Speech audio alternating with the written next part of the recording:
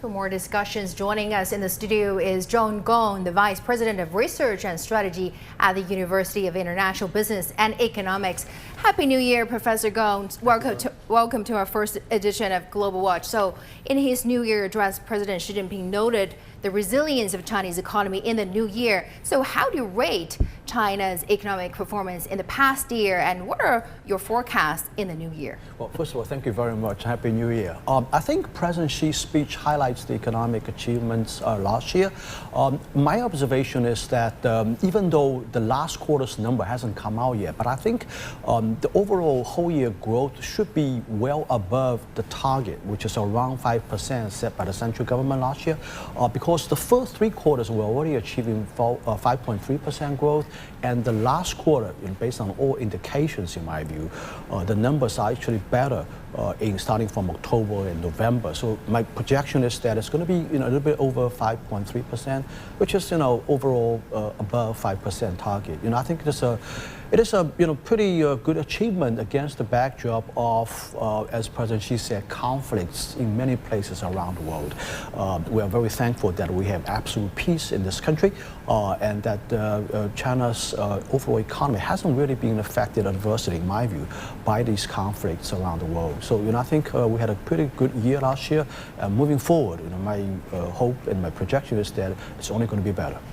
Professor, growth rate aside, I do want to also get your take on the challenges we're facing here. Oftentimes when we talk about the Chinese economy, we call it resilient, based on good fundamentals and a large consumer market. We haven't lost either of this. So the Chinese market, the Chinese economy still got lots of potential. But if we zoom in on the specific challenges here, when you look into the next year, what will the challenges be? Will it be around consumer confidence, investor confidence, or China's foreign trade? Yeah, I was about to say both confidence are very important. And the thing is that regarding consumer and investor confidence, we need to have some patience. It's not going to come back overnight. The confidence thing needs to have some time to build up. As the economy gets better, there's going to be more investment, and then consumers are getting more confident, and the benefits of investment percolates down to consumers, and they have more money in the pocket and starting to spend more. So I think it's a sort of an escalating thing, spiraling thing above.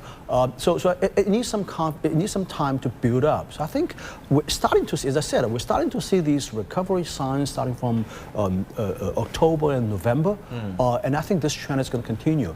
So I'm pretty confident about confidence that next year the confidence will come back, especially on the investor side, on the private sector investor side, which is very important. Well, definitely a promising year ahead. So, Professor Gong, in his New Year address, President Xi also touched on many issues related to our daily lives, such as the quality education for the youth and elderly care.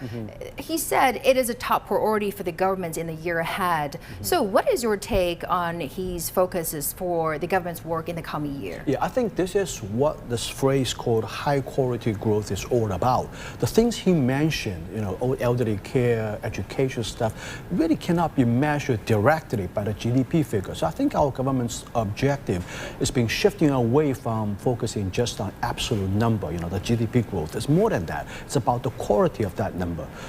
So I think these are the things manifesting what we really mean by quality, right? These are the things that the average people are really caring about. So I think, he really touches on people's hearts. And my overall impression of that speech, in my view, is also a very personal speech if you read it very carefully, right?